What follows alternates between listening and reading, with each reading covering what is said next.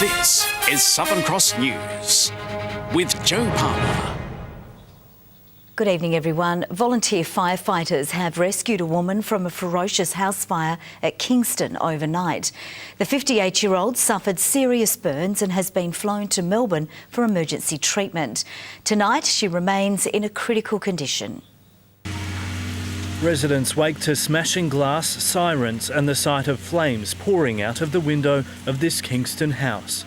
It's midnight and their neighbour's home is being ripped apart by a ferocious blaze. Firefighters at the front are working to douse the flames as another team out the back is trying to rescue a woman inside. A volunteer crew emerges through the smoke, carrying the 58-year-old woman to safety.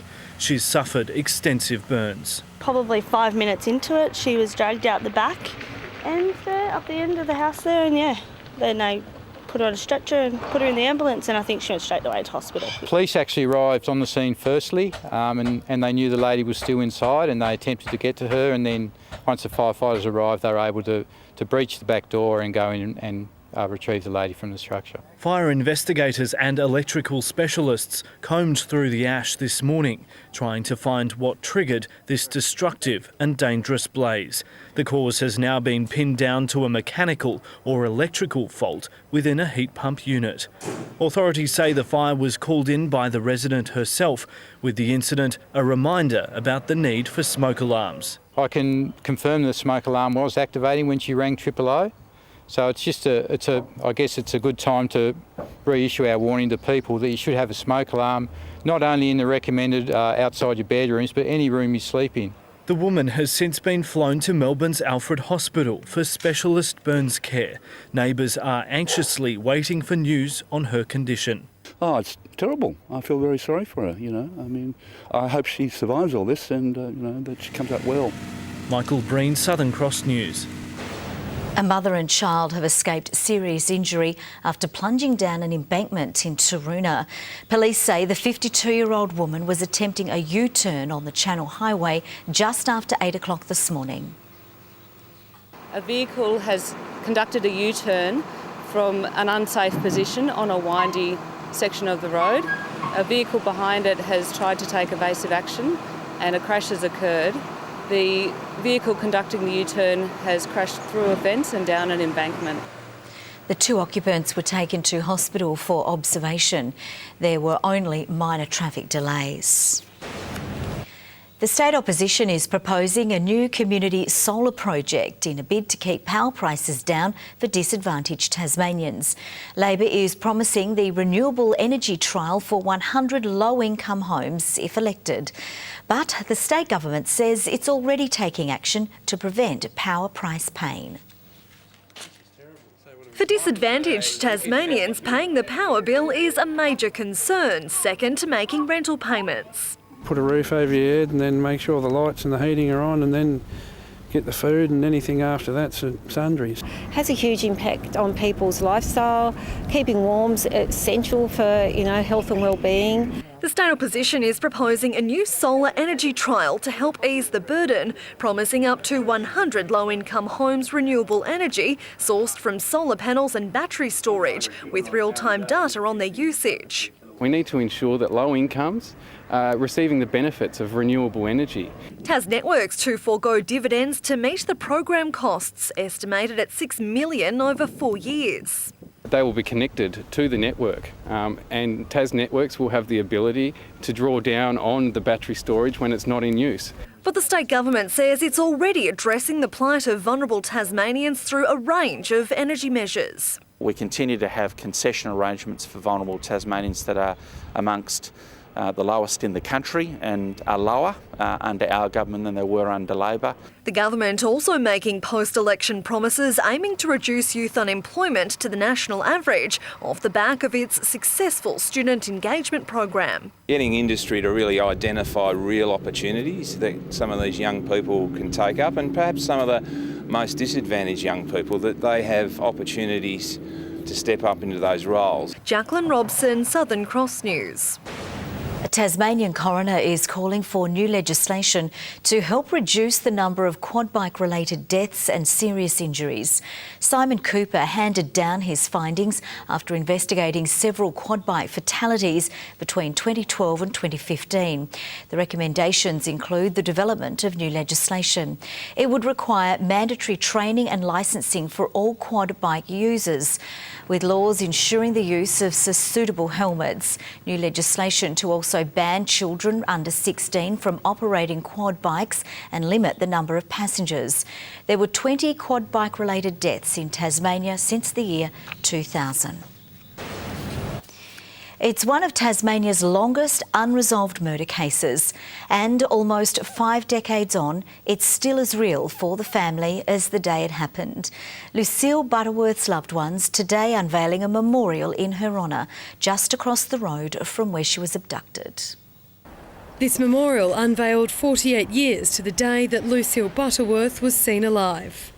From the day she went there, it was just, she was disappeared off the face of the earth. She was at a bus stop just across the road. It's one of Tasmania's longest running and unresolved cases. Her body never found. To a degree you can put it to rest, but that never leaves you. It's still in here, it's still in there. This sign is now a place her devastated family can go to grieve their loss and for others to read the story behind the notorious case. See the people that were involved, and that way they'll be more informed as to what did happen at the spot. Also a warning for people to remain vigilant. A warning that there's evil out there for other young people. Police believe Lucille's 20-year-old body was dumped in bush near New Norfolk. The case was closed last year following a year-long inquest here at Hobart Magistrates Court. The coroner, Simon Cooper, found Lucille was killed at the hands of Jeffrey Charles Hunt, but the DPP determined to not pursue the prosecution as the evidence was not strong enough to be upheld in a criminal court. Lucille's brother Jim says he remembers the day she disappeared like yesterday and treasures the memories they made together. I love my little sister. Louise Hedger, Southern Cross News. An Invermay man has been forced to move out of his home following a water burst which flooded parts of a unit block yesterday. The man will live in a nearby unit while repairs take place. The full extent of damage to the walls and roof of the property remains unclear. Residents called for help yesterday afternoon when a ride-on lawnmower accidentally ran over a fire hydrant, sending water gushing into the air for more than an hour. Plumbers managed to drain the excess water overnight. A Hobart crash has been caught on camera. Security vision shows a bus turning onto Melville Street, colliding with a car in the right-hand lane. The force of the crash pushed a white car onto a red car which was parked on the side of Campbell Street. Emergency crews blocked 2 lanes of traffic as they cleared the scene.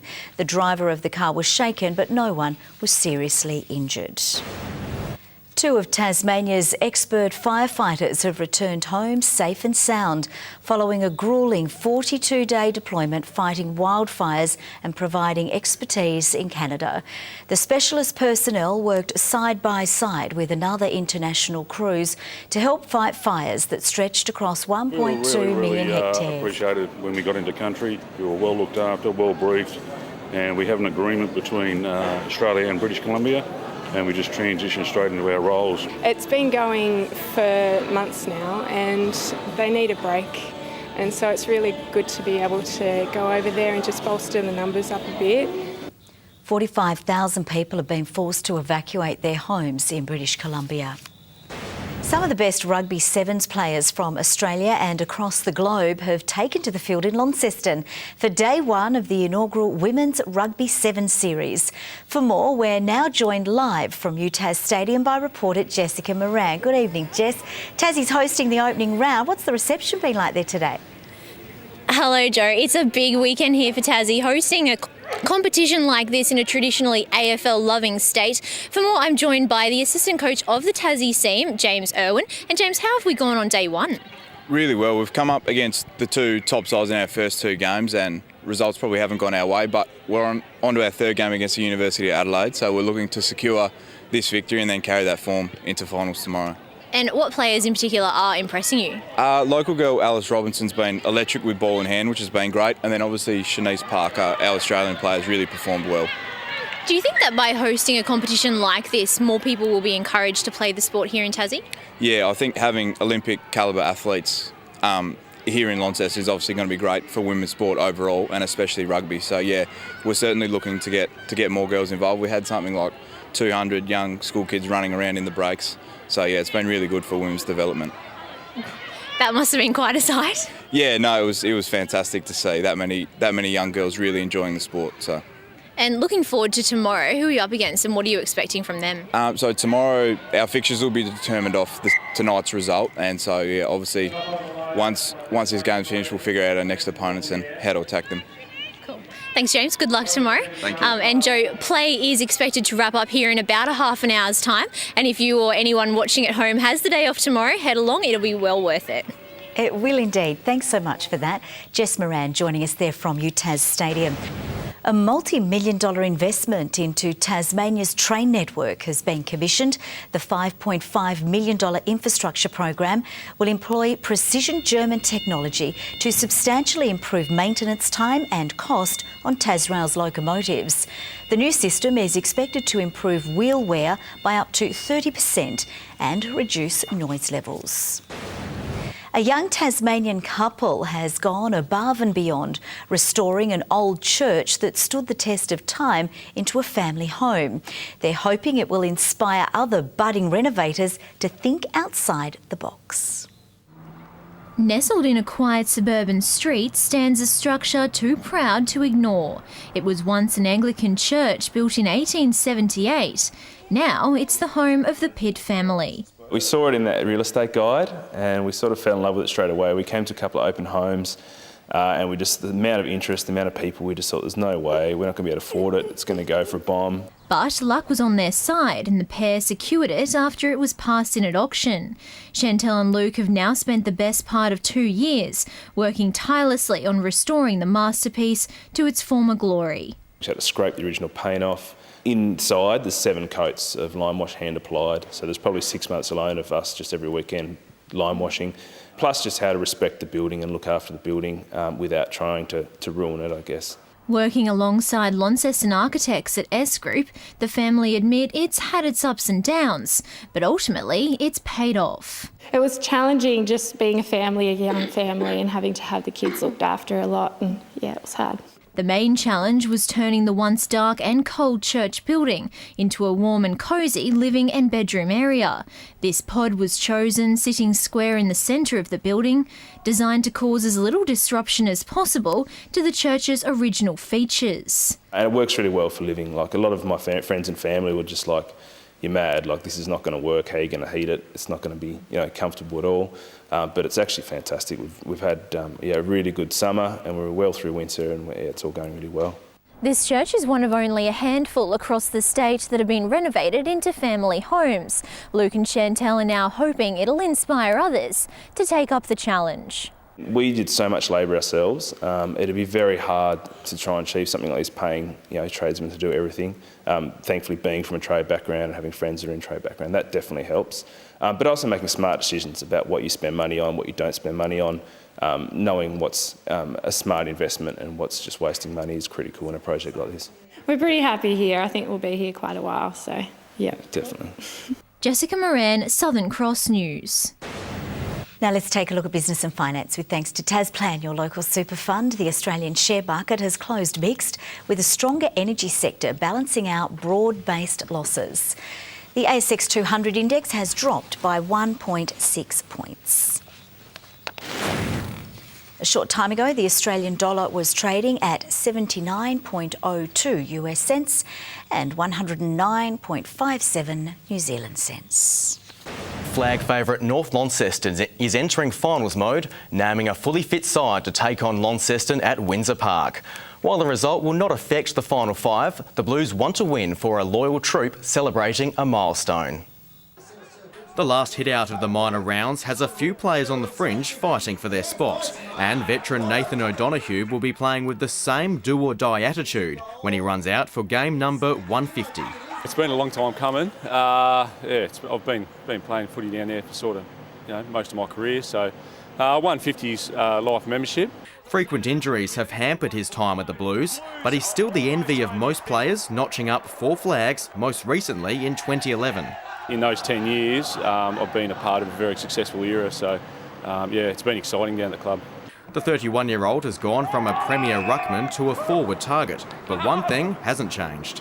I've got one big superstition, that's long sleeve. I always wear a long sleeve. Yeah, I've never wore short sleeve in my career. The Blues have their work cut out against the Northern Bombers. The minor premiers go in knowing they have the following week off. And Tom Couch is throwing his support behind the new look final series, which includes a Twilight Grand Final. I think it's a great way to bring more fans to the footy. So, I reckon they're doing a great job. One of the NPL's fiercest rivalries returns to Warrior Park tomorrow when Olympia takes on Hobart Zebras in the League Cup quarter-final. The Zebras are considered the favourite to take this year's title as key players come back into the side. Defender Nicholas Groenwald says the side is reaching its peak.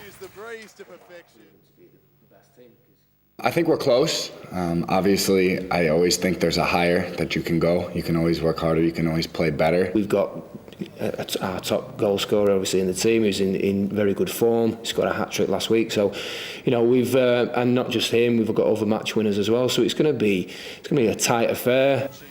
The opening round of the tournament also sees Glenorchy Knights playing Launceston City, Devonport going up against Northern Rangers and Somerset hosting South Hobart. Tasmanian cyclist Will Clark has finished safely among the peloton in stage 6 of the Vuelta a España. Clark's team, Cannondale Drapac, is currently placed 16th out of the 22 teams competing. Chris Froome continues to impress, extending his overall lead in the Tour by a full second. And Tasmanian boat Alive has lost its lead after race 5 at the Hamilton Island Race Week. Skippered by Duncan Hine, Alive couldn't match Crown Prince Frederick's boat Nanook in competition today. The Tasmanians have a chance to regain the lead in the final day of sailing tomorrow. And I'll tell you what, Joe, after all of the Crown Prince of Denmark's dramas getting into Bath, he's finally caught a break by the looks of it. Might want to get on that boat and just sail home, I reckon. That's it, Thank you, Tom. Good evening. Hobart 17 degrees today. Launceston and Devonport just 13. Burnie a high of 16 degrees. 17 was the top. That was also recorded by Bushy Park, Friendly Beaches, Campania and St Helens. A few showers in the west. Mount Reid 10 and Strawn 9 millimetres. Wynyard and Grove 16 degrees. Bridport and the Islands 15. Lowhead 14. Strawn 11 and after a -3 overnight, Lyowini recovered to reach double figures. Extensive middle-level clouders over the southern ocean linked to an upper trough. A moist airstream brought low cloud to the southeastern parts of the country. Some high cloud over southern Western Australia. And a fair amount of low and middle-level cloud over Tasmania today, and more to come over the weekend, because tomorrow a front should cross in the afternoon. A high-pressure system builds to the west, extending a ridge over eastern parts of the nation. Winds west to northwesterly at 15 to 25 knots, reaching 30 knots over the south, before increasing across all waters ahead of a southwesterly change later. Swells to 6 metres. Strong wind warning for all coastal waters, a small craft wind alert for the lakes, a flood watch for the Huon River. Also a bushwalkers alert for the western and central plateau, a warning to sheep graziers for the southeast and parts of King Island, the north-west coast and also the east coast. And for tomorrow, rain developing. Hobart 15, 11 for Maydena and 12 the top for Oatlands. For Launceston, rain increasing during the day, 14 the high, 14 for Devonport. Lyowini, rain or snow, take your pick, 7 degrees. Burnie, rain developing, 14 the top, 13 for Strawn and Marrawar, getting windy in the west. And for eastern areas, a little late rain, 15, 16 the top for Swansea and Orford. On Sunday, showers over the west, south and east with snow to 200 metres. Showers over the west and far south on Monday, otherwise fine. A few showers extending to most areas on Tuesday. Cloudy for Perth, Adelaide and Melbourne tomorrow. Sunny for Canberra, Sydney and Brisbane, and quite warm as usual in Darwin. Cloudy in Hobart, 13 degrees, 11 right now in Launceston. Bit of cloud about, and Devonport cloudy and 11. Plenty of rain on the way for the weekend, Joe. Good one to head out of town. That's a good advice. Thank you, Merv. Well, that's all from the news team for now. We'll see you a bit later with updates. Thanks for your company. Good night.